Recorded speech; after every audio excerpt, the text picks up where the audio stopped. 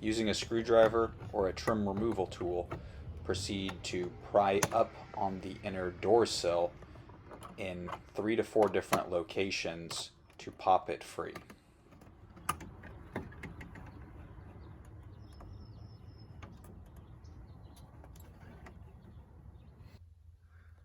Now we need to remove this plug right here so we can access the screw to remove the kick panel.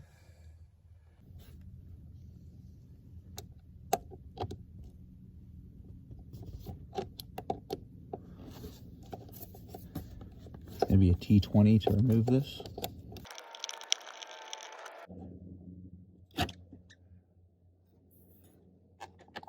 We'll also need to pull up the trim here.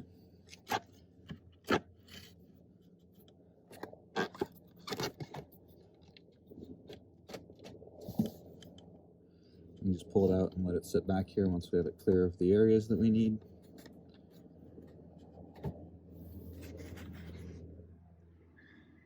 As you can see, we have these clips here. We need to remove these so that we can pop off the panel.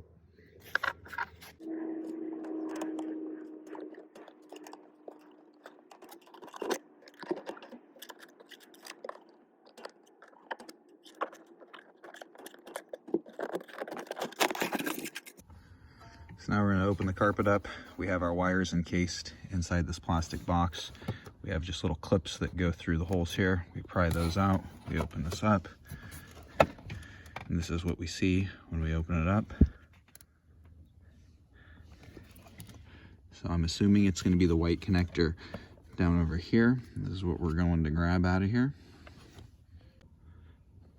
And yes, it's the white connector that we've seen down here. So when we pull this out, here's the end of our auxiliary cable. So you can actually see that's the end that's going to go into our glove box area. So now that we know we have the right connector, this is going to slide together here. We're going to wire this down into here. So now we need to remove this piece.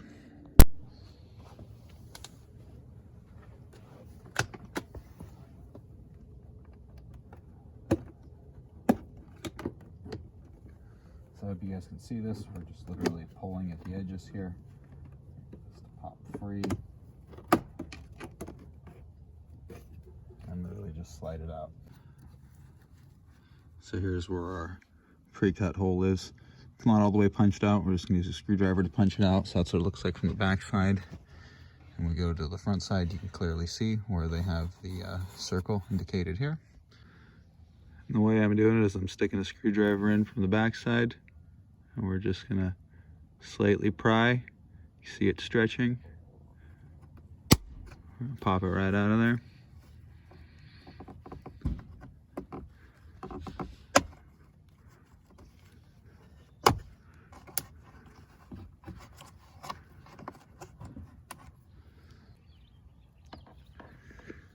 Okay, so now we're going to install our jack. Get it through the insulation here. You can actually see they have a cutout channel here that the shape of the auxiliary port is going to sit into once we pop it into place here.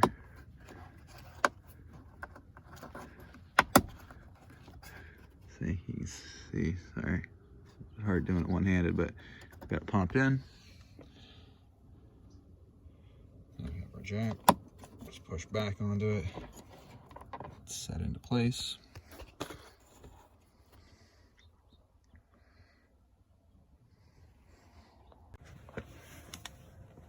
Okay, so now we're just going to route our wire down into here.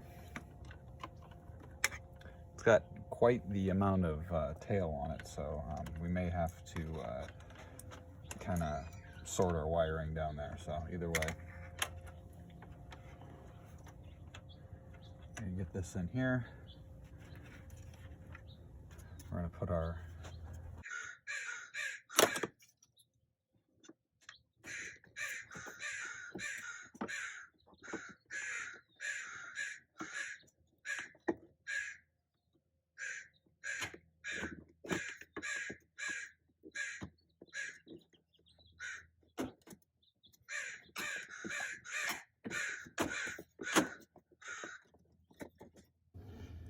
So you can see we've kept our wire in line with our wiring harness coming down into here.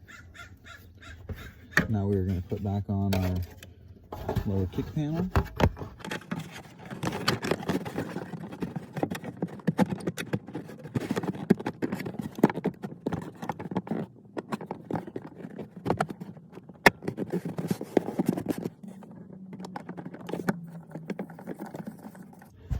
We install our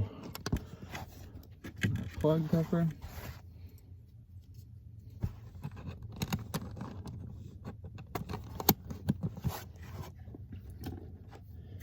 Okay, now we're gonna put back our door trim.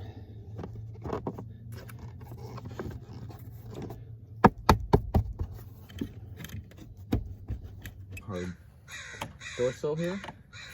Pop it back into place.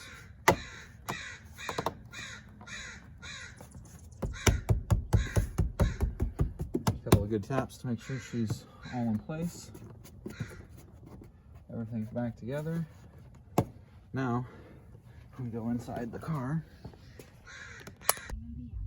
Okay, so now we got power to the car here. We're gonna take our auxiliary cable, we're gonna plug her in,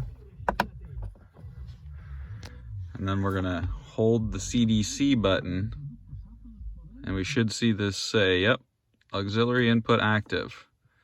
So now DJ, can you throw in a song? We should be able to play music through this thing now.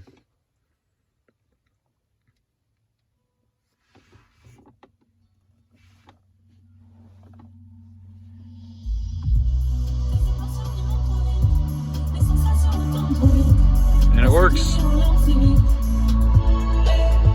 And clean little install. It does appear as if you can route your cable down this direction and out the side of the glove box with it closed, so that you can loop the cord this direction over towards the center console. Or some of you guys, I'm sure, could get really clever because it had a lot of length, and you could come over into the center console, drill a hole, and even put it wherever you want it to be. I mean, honest. So if you want to be lazy like me and do what Mercedes intended, there you go. Thanks for watching, guys.